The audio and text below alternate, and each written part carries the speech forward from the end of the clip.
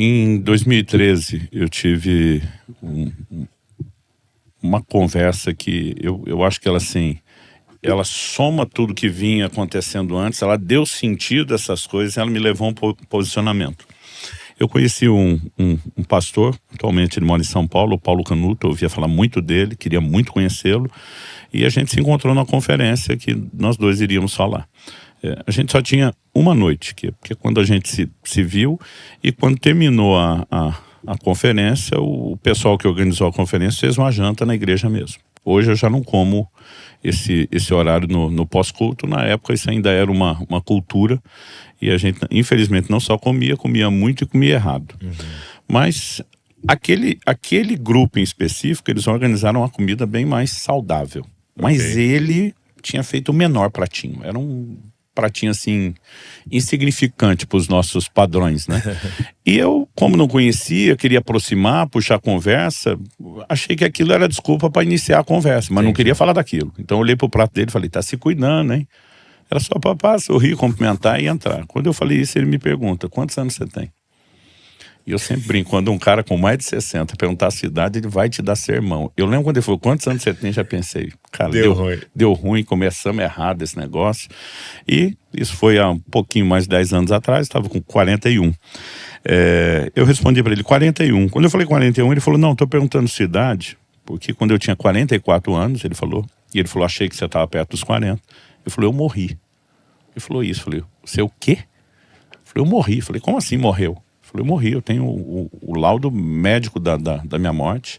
Do lado dele estava a Eva, a esposa dele, que foi quem o socorreu, levou pro hospital na ocasião. E ele falou, os médicos me reanimaram 5 vezes. Nas primeiras 4 eu voltei, na quinta não. Eu já mudei o assunto, porque não é toda hora você conversa com alguém que morreu, né? Já conheci alguns. Mas eu falei, como é que você sabe que você não voltou na quinta? Tipo assim, o que estava acontecendo? Ele falou, não, porque eu me vi saindo do meu corpo e tudo o que aconteceu a partir de então, ele falou, eu assisti do lado de fora. Ele falou, eu vi o que o médico falou quando tirou minha aliança, entregou para minha esposa. Eu vi que horas era no relógio lá do hospital, quando ele assinou o laudo da minha morte. Ele falou, e a minha versão bate nos mínimos detalhes com a do médico da minha esposa. Né? E ele falou, enquanto eu estava ali em pé, assistindo tudo que aconteceu, meio que, né, olhando aquilo, dizendo, cara, está acontecendo mesmo, eu tô indo embora, né? Ele disse que Jesus apareceu atrás dele. E ele falou assim, cara, é uma presença inconfundível, não precisa de anúncio, não dá para explicar. Ele falou, eu sabia que era Jesus.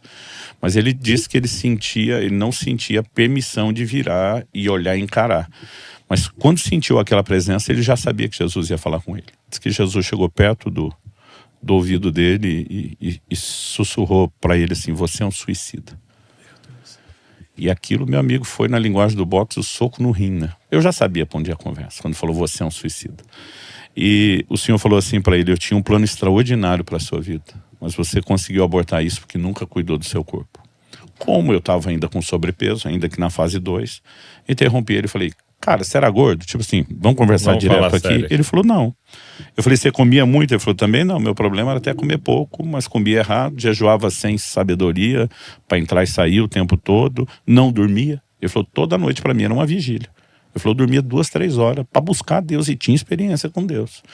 Ele falou, viajava a pregar o tempo todo sem me dar descanso e meu corpo não aguentou. Com 44 anos de idade, ele falou, meu corpo entrou em falência.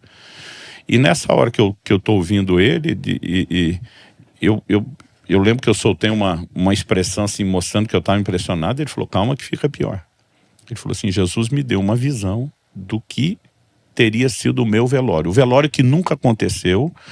Ele falou assim, eu assisti. Eu me vi no caixão, arrumado, terno e gravata, coroa de flores em volta, família, amigos chorando. Ele ainda comentou, ele falou, cara, a pior coisa de você assistir é o seu velório. E eu vi o meu.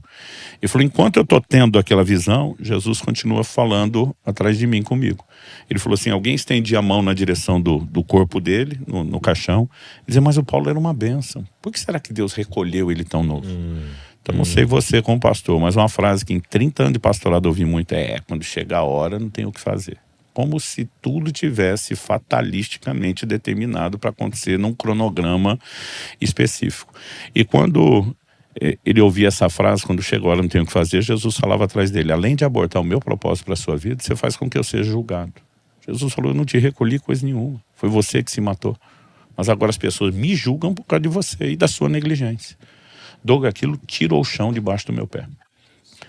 Eu lembro que eu levantei, e até hoje essa lembrança me emociona. Eu levantei daquela mesa e eu falei para Deus, nunca mais o Senhor vai chamar minha atenção de novo sobre isso. Parece que fez sentido tudo que ao longo de anos tanta gente falava. Eu era daqueles assim, fazia piada, brincava com o negócio, não levava muito a sério. E naquele momento eu falei para Deus, nunca mais o Senhor vai chamar minha atenção de novo. Eu entendi. Mas o que eu falei para Deus? Falei, eu não posso te prometer mudar de hoje para amanhã. Porque eu mesmo sabia e pregava que você não muda comportamento sem mudar valores. Nesse mesmo ano de 2013, antes de ouvir o testemunho do Canuto, o Gustavo Bessa, o marido da Ana, um dia a gente se encontrou pela primeira vez, e já na primeira conversa, velho, ele chegou junto, do meu peso. Ele falou, Subirá, você ouviu falar de um avivalista escocês chamado Robert Murray McCheyne? Falei, já. Conhece as frases dele, declarações dele? Falei, já citei algumas no meu livro, acho que na época eu tinha colocado no De Todo o Coração. Falou, você conhece a mais célebre? Falei, aí já não sei dizer. Ele falou, se você não sabe, você não conhece. Ele falou, a frase mais célebre do McCheyne, ele proferiu no leito de morte. Ele falou, detalhe, ele morreu antes dos 30, com 29 anos. E a frase dele foi, Deus me deu um cavalo e uma mensagem. Eu matei o cavalo, já não posso levar a mensagem. Referindo-se a limitar-se. Pô, o cara que um dos maiores avivalistas da Escócia, chacoalhou a Escócia, estava lamentando, se eu tivesse cuidado da minha saúde, eu poderia levar a mensagem, agora não vou poder. Então ele impediu o cumprimento do propósito. Então essas coisas meio que foram se somando, juntando as peças do quebra-cabeça, e aí eu falei para Deus, me dê um ano. Eu preciso, era finzinho de 2013, falei, eu preciso pelo menos até o final de 2014 repensar tudo. Sim.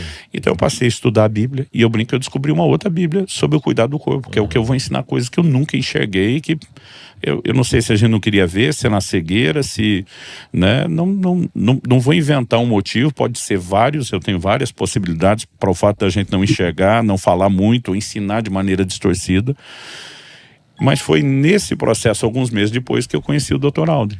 Fui fazer uma consulta com ele porque o pastor Márcio Valadão pediu. Não é nem porque eu achava que precisava tal. E nessa ele me pegou de jeito. Né? Eu falei, doutor, muito ruim. Ele falou, é melhor do que eu esperava para alguém como você que não se cuida. Né? Mas no meio de toda a conversa, eu lembro que eu falei para ele, não, é que Deus está falando comigo sobre essas coisas, eu achando assim... Tipo, vou arrasar, né? E quando eu falei isso, ele falou assim pra mim, ele falou, Luciano, eu também sou pastor e pregador. Ele falou, algo frustrante pra mim é ver um cara chorar depois da mensagem no apelo, dizendo eu vou mudar, e você imaginar que lá pro meio da semana ele já esqueceu aquilo tudo. Ele falou, isso também te incomoda como pregador? Eu falei, acho que todo pregador vai partilhar esse sentimento. Ele falou, pois é, assim que eu tô me sentindo com você do outro lado da mesa, dizendo, Deus tá falando comigo. Imaginar que você vai sair daqui daqui a pouco e já não está mais tocado já. E de repente trocar de lado e enxergar para aquela perspectiva mexeu comigo. Sim. Mexeu com meus brios. Aí ele olha para mim e fala assim, mas você concorda que se esse cara que chorou lá no apelo lesse mais a Bíblia, isso ajudar ele a ter uma consciência que favoreceria a mudança? Falei, com certeza. Falei, então eu quero te pedir algo. Ele falou, leia mais a minha Bíblia. Ele botou entre aspas. Falei, o que é a sua Bíblia? Ele falou, leia sobre saúde. Ele falou, cara, você é um cara curioso, você vive fazendo pergunta toda hora sobre tudo. Ele falou, se você entender o funcionamento do corpo, né, não apenas limitações, eu acho que a gente tem que imaginar assim, o quão perfeita é a estrutura que Deus criou. O que está disponível, né? O que dá para fazer com isso aqui? Né? Então ele falou, isso vai mudar. Eu saí do consultório com uma relação bibliográfica de materiais para ler, que também, obviamente, o entendimento bíblico moldou minha fé e a doutrina, mas aquelas coisas que não estavam em conflito de forma alguma me ajudaram a ampliar a percepção de algumas coisas. Então assim, eu sempre dizia que dormir era perda de tempo. Eu falava isso. Minha esposa ficou chocada quando nós casamos, porque eu falei, ó, se tivesse um comprimido que desse para tomar e não dormir, eu tomava. Um dia o médico falou, ainda bem que você não descobriu, porque o comprimido já existia. E minha esposa dizia, como que alguém não quer dormir? Ela dizia assim, uma coisa tão importante, não é necessário dizer, perda de tempo. E nesse dia na conversa... Quero produzir. E eu falei pro Aldo, eu durmo de 4 a 6 horas no máximo.